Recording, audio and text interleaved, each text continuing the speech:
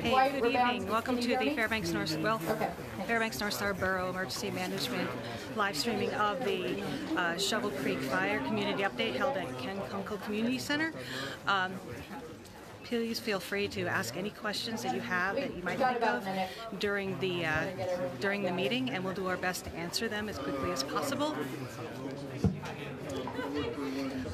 The meeting will begin in a few minutes, so just sit tight, and thank you again for watching.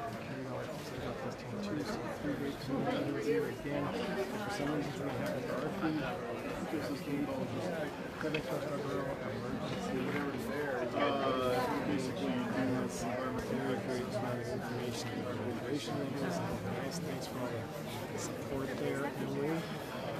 And everybody, if you're joining us now on the live rebroadcast, go ahead and ask your questions. Our goal is 100% transparency. We don't have a quick question answer. Please also remember to watch our Facebook feed, DNR, Division of Forestry page, on the Fairbanks Emergency Operations page, and also on the DNR page. We have 3 different Facebook pages and a YouTube channel. Put the link in there. There's a lot of great information. For those who aren't watching and are going to be watching this as a recording later on, it will not only be on the Facebook as a link, but we will also be posting it on the Borough website, the emergency management part of the portion of the Borough website, so as a YouTube video, so you can watch it in that as well. Also, I forgot to mention, if you do have any questions after you watched it, if it's not live and you have questions afterward, just feel free to go ahead and direct message the emergency management webpage or Facebook page, and we'll do our best to get back to you with the answer as quickly as possible. Sebastian's always joining us on the line. Thanks for that. Make sure you ask a question if you do have. Excellent.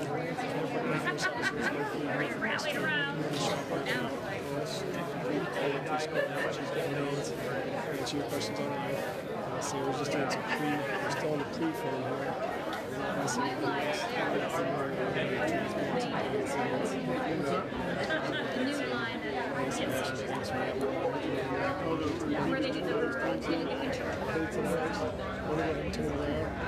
Okay, good evening. We're going to get started here. My name is Sarah Sarlos. I'm a Public Information Officer for the Pacific Northwest team, Team 2. I also was here a couple weeks ago with the Alaska team, so I'm recognizing some familiar faces. Thanks for coming tonight and taking time out of your evening to get the newest information about the Shovel Creek fire. This is our 4th meeting that we've had talking about this fire. The fire started solstice June 21st, and so now we're into the 2nd week of July, so it's definitely been a long duration fire. A lot of you have the agenda in your hand, so let's just go over that real quick.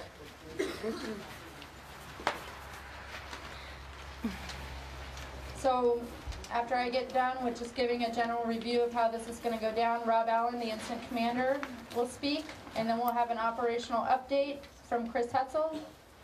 And then our team incident safety officer, Ken Greger, is going to speak about some of the safety issues that are out there right now. And then David Gibbs, the Director of Emergency Operations for the Fairbanks North Star Borough, will speak about the evacuation process and some more information regarding that. And then we're going to have Nick Cronquist, who's from our team. Where's Nick? Nick is over here. He's going to speak about what he's going to be able to do to help with the liaison process with the community that has been in EVAC 3. And then we're going to have Chief Berrien, and he's going to just speak to you all just a little bit about the Goldstream Fire Department and what they have up there with fire and rescue. And then when we go into closeout, we'll be doing some questions. We do have a live audience here on 2 different Facebook pages, so we want to thank you for joining. When we go into Q&A, let's try to focus the questions on kind of the good for the community, and then we're going to stay until the last question is answered for any of those one-on-one, I want to talk about my community, talk about my property or a certain road, things like that. And I feel like that has worked out. We'll be using 2 mics, so everyone will be able to hear your question, and then also the folks online will be able to hear your question as well. So to get us started, Rob Allen, the Incident Commander. Thank you. Well, good evening, everybody. We'll get straight to what I know you've all come here to hear for sure. With all the great work that we've done, the burning operation moving forward, in conjunction with the North Star Borough, we recommended today that we change the evacuation level for Martin and Perfect Perch tomorrow at noon to a level 2. They'll be in set. McLeod will stay in a level 2, and everything else will go to a level 1.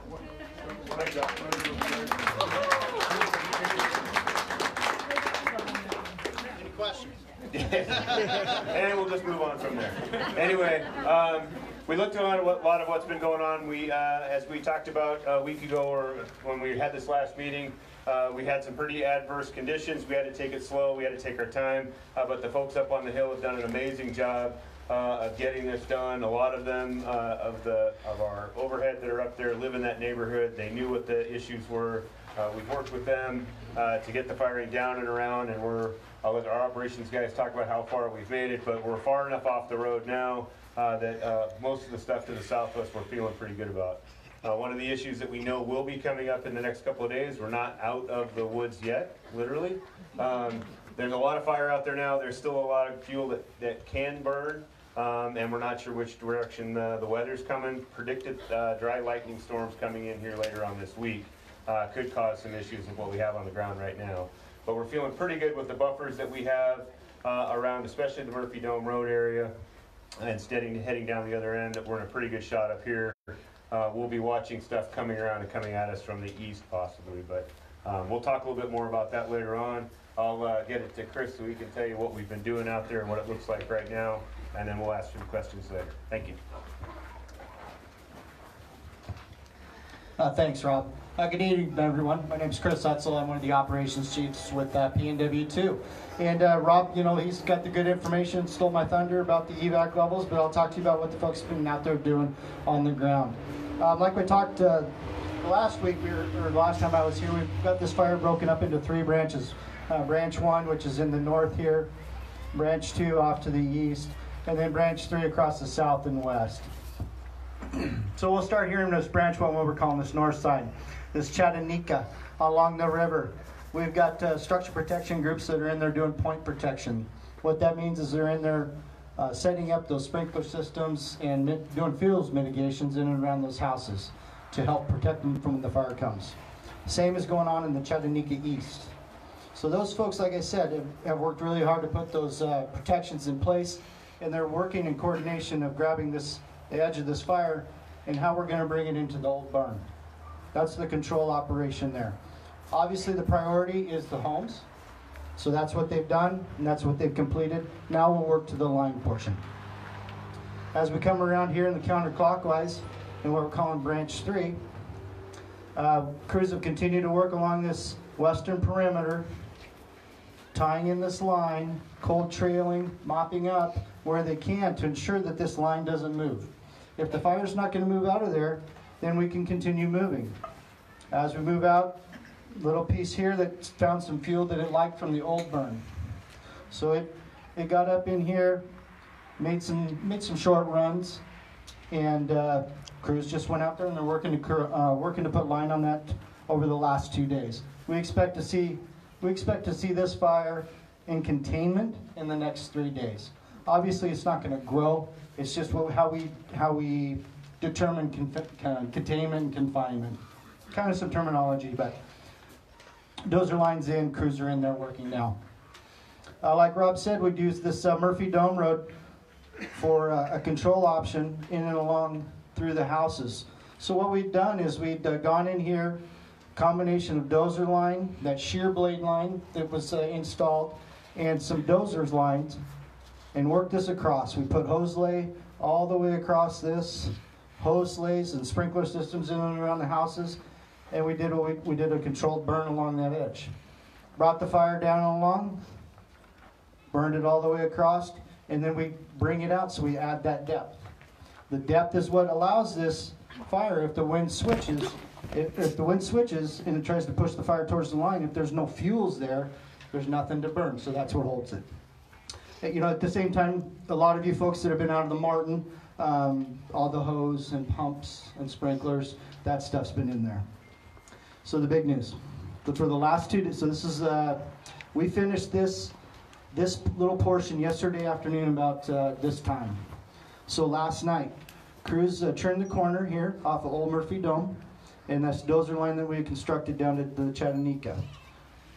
They started burning through here until about 1 o'clock this morning. They stopped roughly right about here to wait so we get our crews off the line, get them some rest, and then wait for the next day, do it again, groundhog. They picked it up this morning, fired using hand ignition, aerial ignition, 7 miles of line completed down to the river since yesterday afternoon.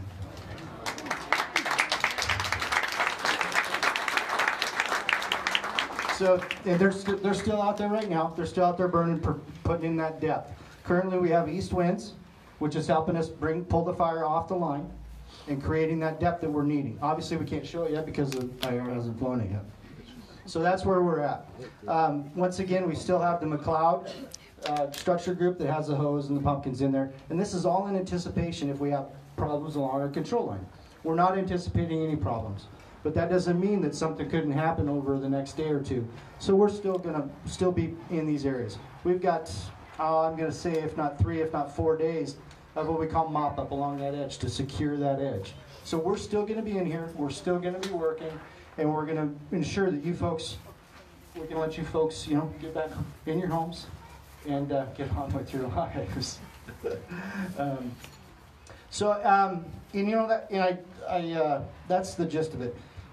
I do want to thank our cooperators, and I want State of Alaska, Fairbanks Area Forestry, our cooperators, Chena Goldstream. All these folks played an important part of helping us with supplying resources. They're in your community. Everybody wants to help, and it takes everybody to do this. We couldn't do it alone. And it takes a relationship with the community and all our partners to make this happen. Thank you. Have a good evening.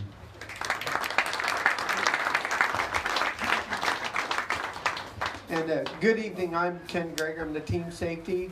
And I'm here this evening to talk to you folks about a couple things. And the primary is what the fire in the fire area, when you folks go back into your homes, what kind of what to expect, what you're going to be looking at as far as some operations that's still going on out there, and most importantly, what we're going to need you folks. Up to this point, we've been out there, the team and all the resources fighting fire and doing a really good job. I will say a great safety record. I hate saying that, knock on wood. Just a couple minor things.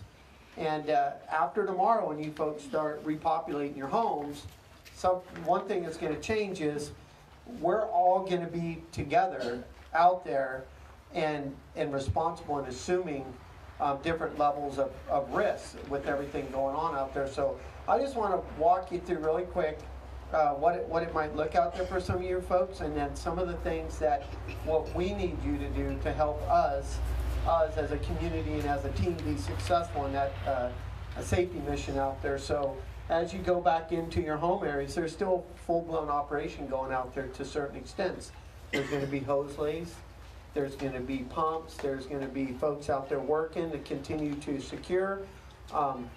As you folks come in, it's just it's human nature to want to look. You're going to want to check all your stuff out and everything, but the most dangerous thing we do as an agency is driving. So we have a combination out there of all the resources driving their vehicles, tenders, big rigs and everything, combined with you folks coming back in to your residence. So the biggest thing we need to collectively do is commit that we're going to take the proper precautionaries to be successful with this. And it's the basics. It's driving slow, paying attention, have your lights on, be aware of your surroundings. I guarantee you tomorrow morning when we address the resources out there working, this is going to be the primary thing in our emphasis for all the folks out there working. So collectively, we can walk through the final phases of this with you folks going back in and hopefully not have any incidents. So on top of just your normal firefighting apparatus and the folks still out there working and the driving, one other thing on the safety realm is some of your residents where the firing operation was, they burn around the homes. So you have a burnt landscape out there. The resources have done a very good job mitigating hazards in that area, which would be trees and such. But one thing that I would ask for you folks collectively, please, please, please, don't wander off into the black, into the burn. The further you get away from those secured areas, there's other hazards, and the one being snags. So just keep that in mind. You guys are, going home, but you're in the middle of the fire environment. So there's all kinds of hazards associated still with the fire, the further you move away from it. So we've had a very successful safety record up to now. Our goal is to have a collective good safety record with everyone going back into the fire area. I can't emphasize that enough. And the environment's not going to be the same in terms of there's also going to be the ground activity, but you're going to still hear helicopters and planes and everything flying over, and it's just that awareness that you're back in that environment. So please just use caution. That's what's going to pay the biggest dividends down the road, and hopefully you folks will get in there tomorrow, get back home, try and get back to some sort of normalcy. And with that, you guys have a great evening.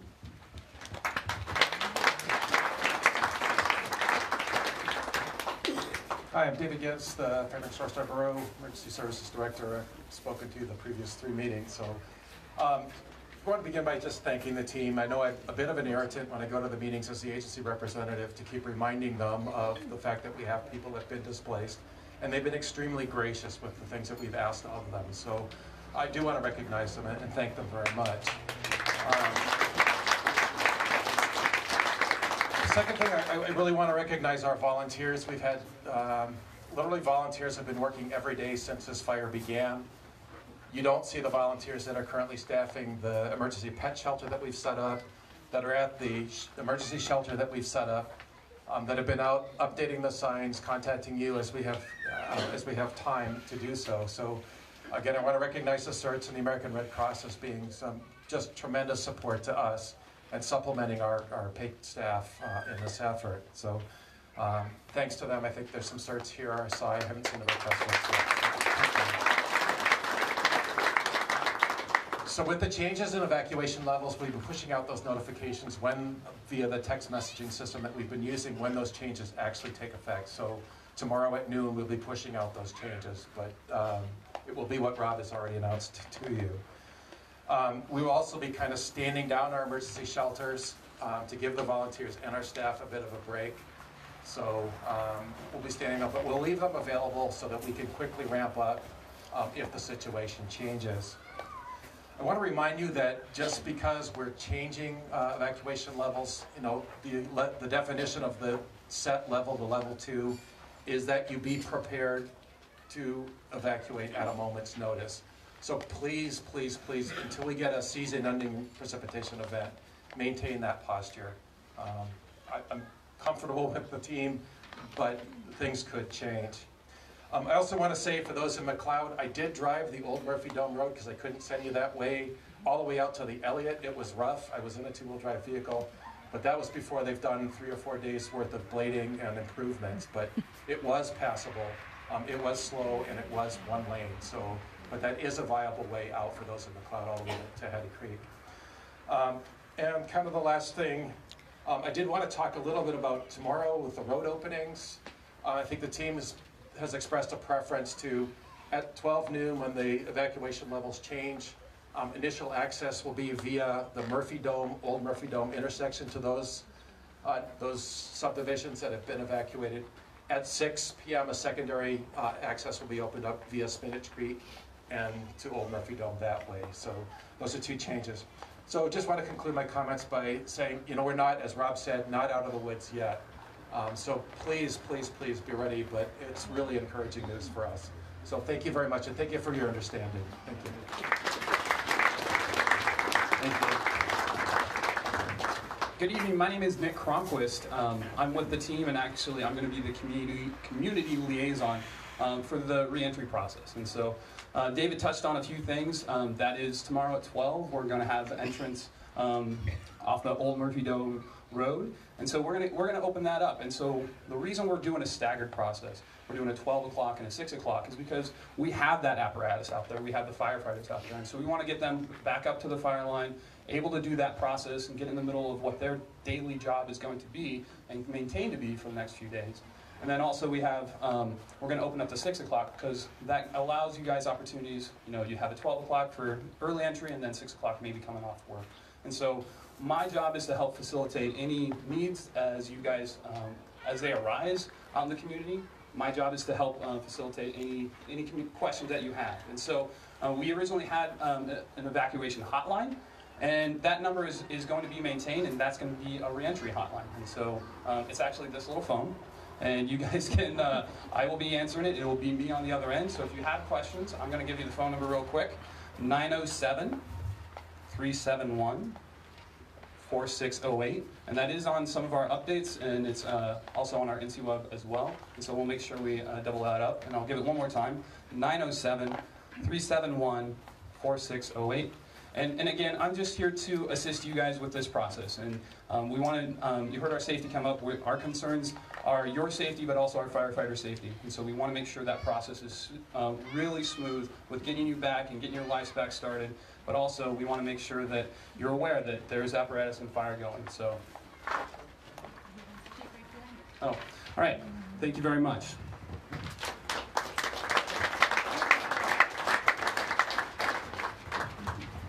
Sorry about that. My name is Keith Berry, and I'm the Deputy Chief with Chino Gulfstream Fire and Rescue, and I'm a fireman. I'm not a public speaker, but I'm going to talk to you for a minute or two. One of the questions that's come up the last couple meetings is, what can you do to help the firefighters? Well, as some of you might or might not be aware, this fire is burned right up to the edge of the Chino Gulfstream Fire Service area, and in addition, we also have EMS responsibility for everything within the borough on this end of town. We don't need material, but one of the things we could use from you is we need more volunteers.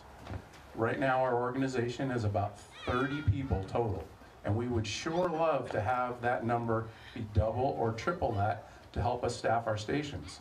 We cover an area that covers all of Chino Ridge, Rosie Creek. We provide ambulance for the Esther area, and we provide fire and EMS for all the Goldstream Valley, all the way around to almost Fox.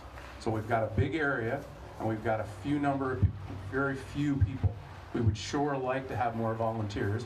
If you're interested at all, when I'm done, and the folks here are done, if you raise your hand, I've got various volunteers here to come by and drop some paperwork off with you and let you know how to come get involved.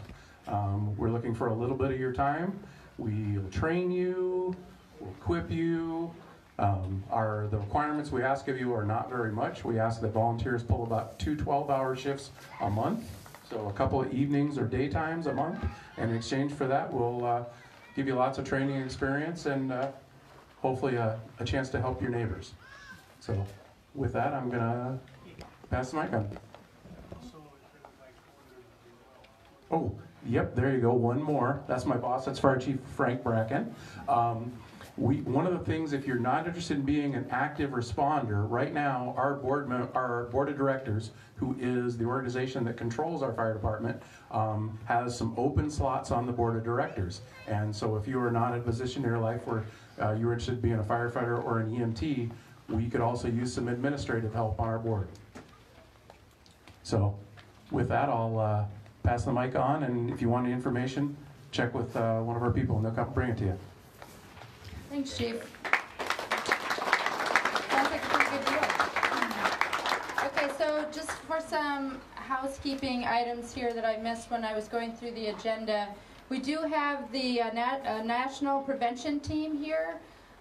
Over here to the back at a table, there's some Firewise information, there's some Smoky Bear stuff, so feel free to, when we end the meeting here, to stop by there. And then also the Air Resource Advisor that has been putting out the smoke reports, they are here too, so if you want to have more information about the smoke and kind of where we're going to go from here with the smoke, there are a lot of fires in the state of Alaska that are burning right now, just not the Shovel Creek fire, which I'm sure you're all aware of. Okay, so with that, I think it's time to start with our question and answers. And remember, we're going to pass around the mic, and let's do some questions that are going to be good for the community and for also the folks online. I believe we might be taking questions online as well.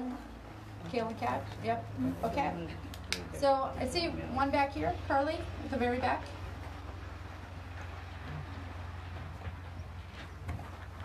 Okay, folks, if you have any questions, write them here.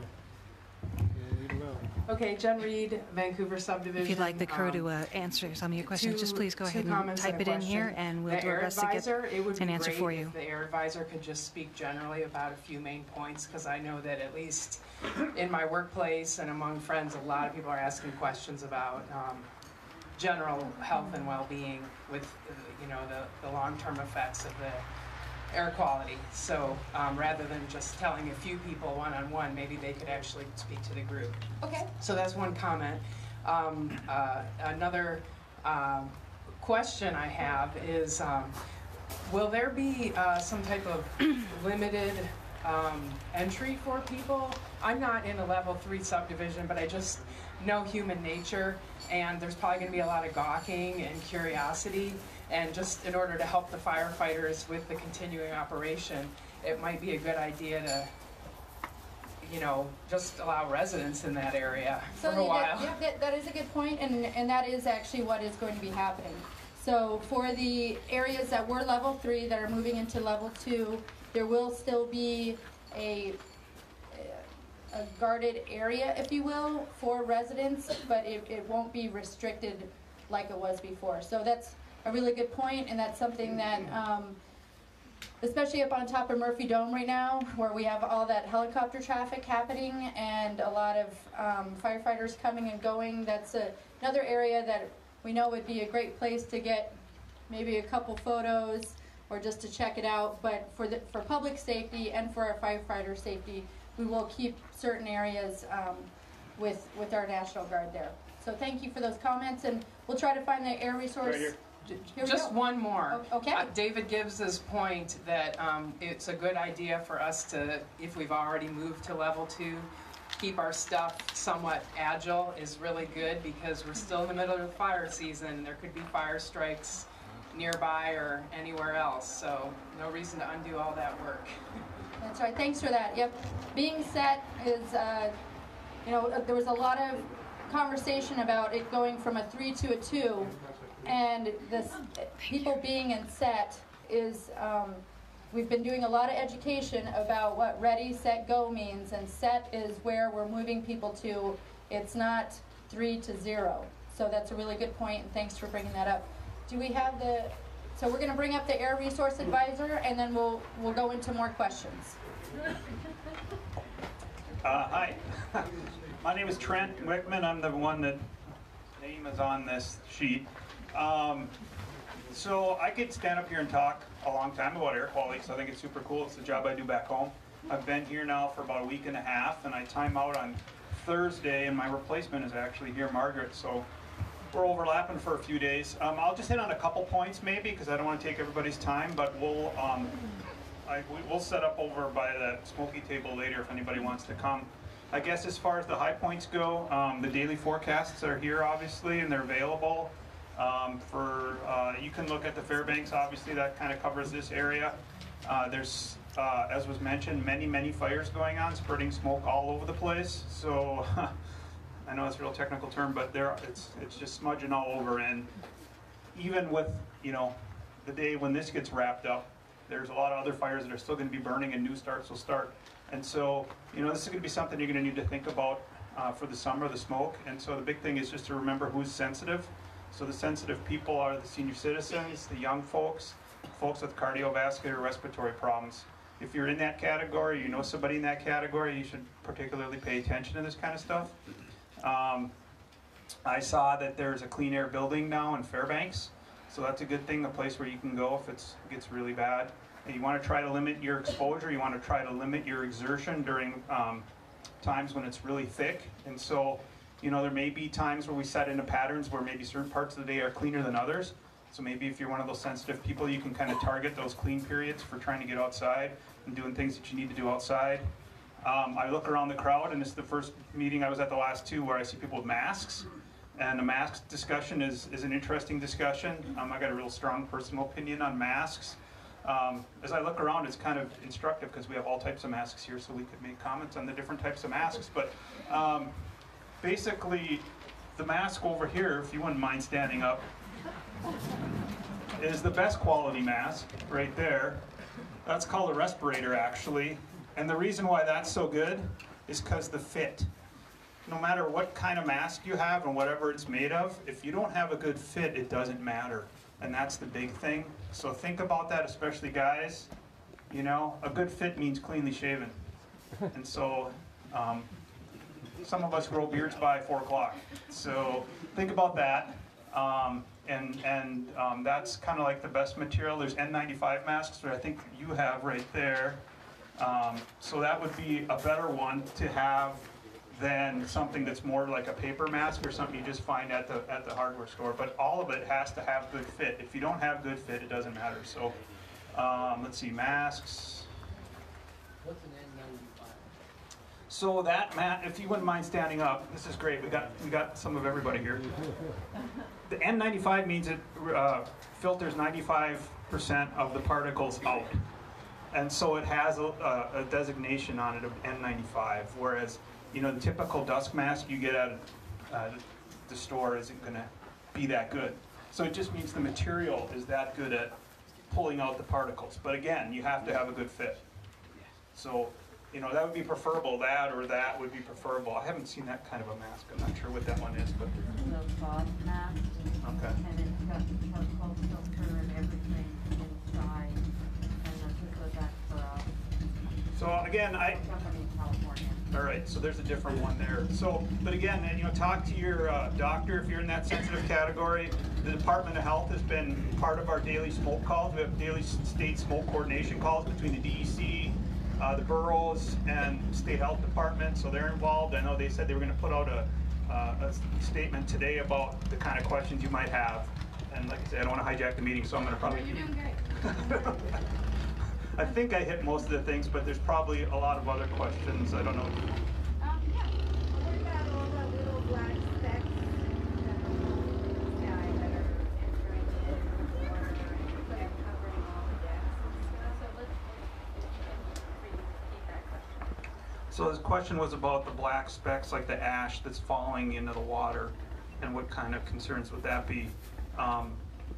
That's a little outside my area. I'm an air person, so I might punt on that one. I'm not sure that it would necessarily be a major concern, but. So I think what you're asking about is the ashfall. And so your concern is about what that is? Right. Well, it goes in the dog's water and. Goes in the dog's water. Yep. So we are going to have, when we were doing the burnout operation and the fire was closer, that ashfall is part of that process. But the overall hazy smoke that we're getting from the other fires that are farther away, that shouldn't have that ashfall. But ash can travel for miles and miles. So thanks so much, and thank you for the mask models. I really appreciate that. That was good. Okay, Carly, we've got one in the back. I have a question on access to the Martin subdivision. Excuse me. I have 2 contractors who've been waiting a week to come and do work. If they identify the lot and block number, will they be able to pass through? So Old Murphy Dome and Murphy Dome checkpoint? Yep, with it moving from a 3 to a 2, that shouldn't be a problem. And after the meeting, we'll connect you with Nick Cronquist, who is here. Now he's in the back.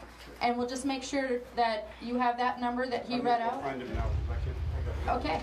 And Nick, you've got eyes on him? Okay. Okay, thank you. We've got one up front. Do you have any more planned burnouts scheduled coming up? And I'm going to pass that to our operations, so hold on one second. Yes, we do. Like I talked earlier about how we were working along this eastern perimeter. Obviously, when we get the depth in here, along here, we will find opportunities to bring firing in the middle of this fire. The intent behind that is to secure this edge along the river. We're really wanting to use it to hold the river. So once again, we got to remove those fuels. So that is a planned burnout.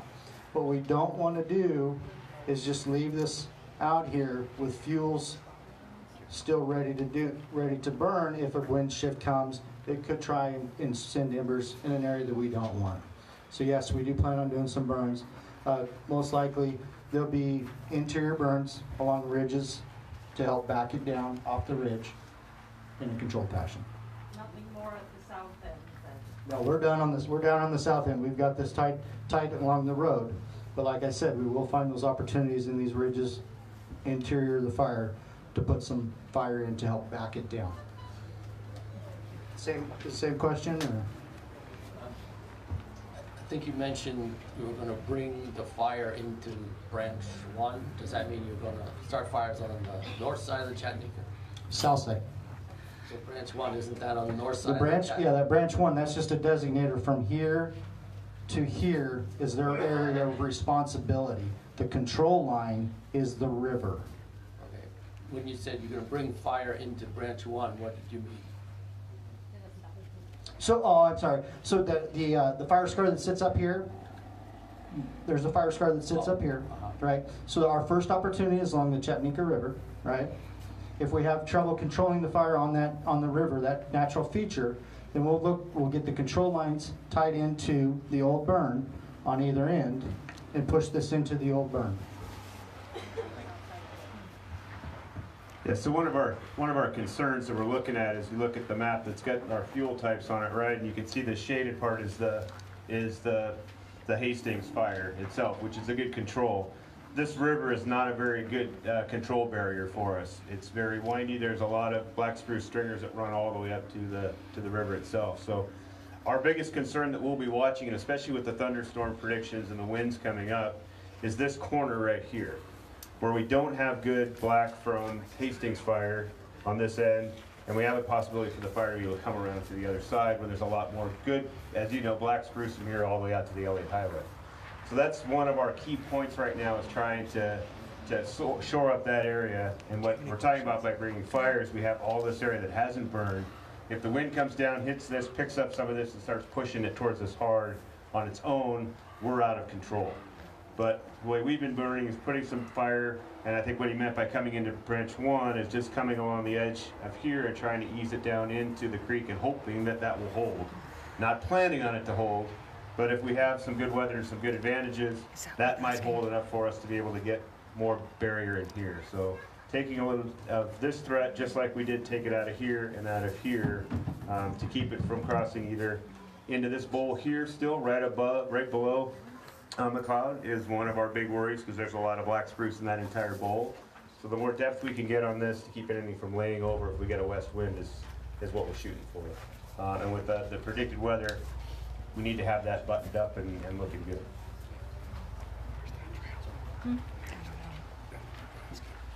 At the Alaska Volcano Observatory, we developed some filtration systems to guard against airborne ash.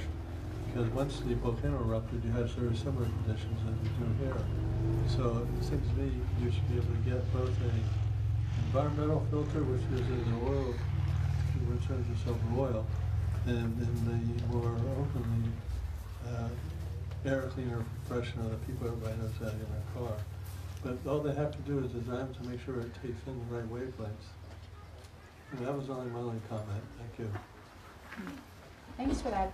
We have one online. Okay, we have one online. Hi, yes, this is from Delia Vargas Kritzinger. Her statement or her question is she said it wasn't clear from the map that you actually burned the area between Perfect Perch and McLeod subdivision. Are you still planning on burning that section? And she said she heard in the live stream that the only burning operations would be along the dozer line to the Chattanooga River. Okay, so we need to have further clarification of where the burnout operation happened? That's kind of what it sounds like? Okay. He's got his pointer.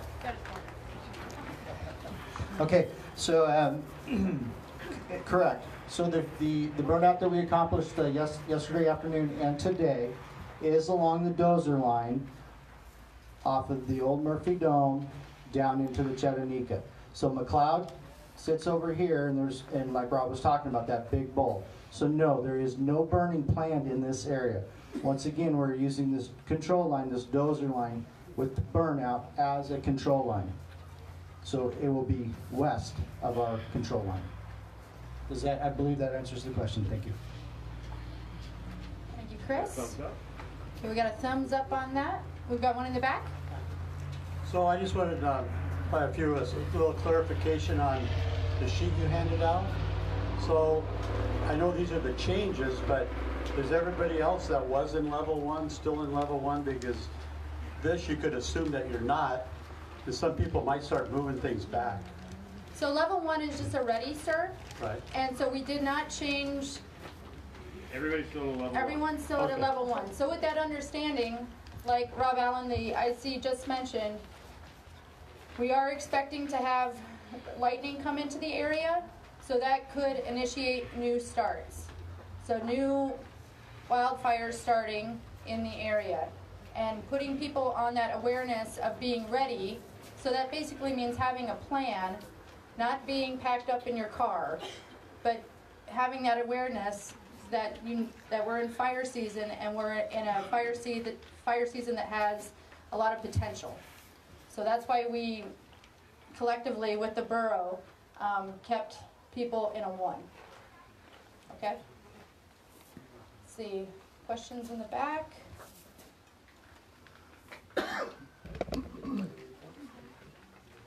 Okay, we could, so I don't have someone from weather here right now, but I believe in our update we do have or Rob, do you want to give a quick wag at the weather?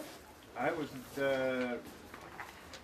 we do have one of our fire behavior analysts who can do a better job at Okay, that. we'll bring up one of our fire behavior analysts, and we'll give a quick weather report of what to expect. And then with that, I think we'll be wrapping it up, but we'll see if we have any questions after that.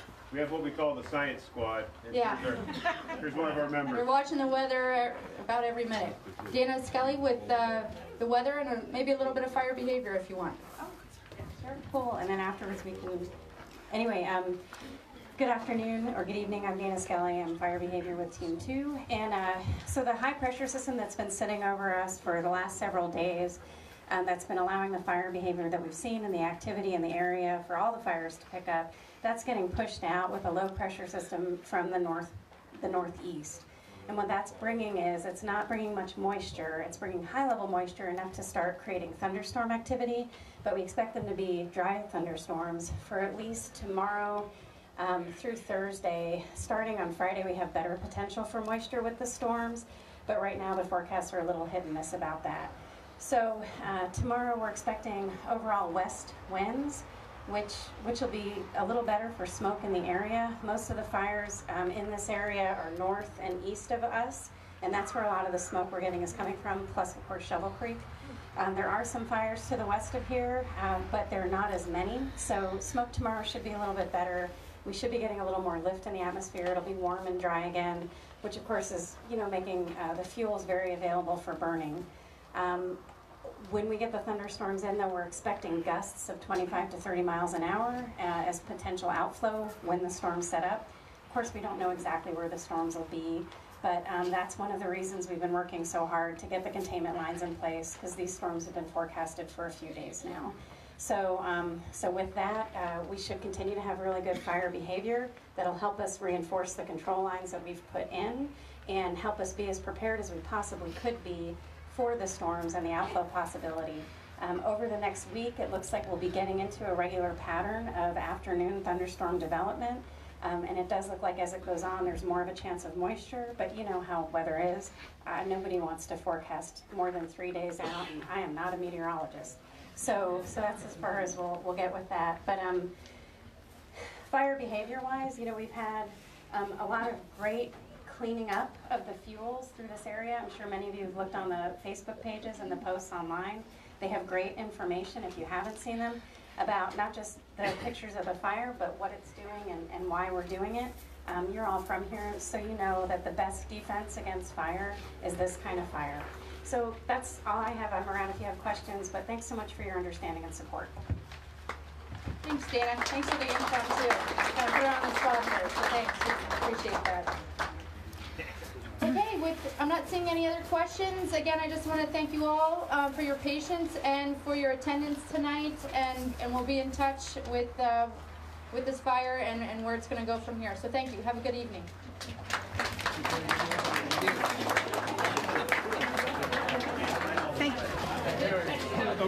Thank you for tuning in to our live stream. If your question was asked and it wasn't answered, we will do our best to get back to you as soon as we can. Other than that, have a good night.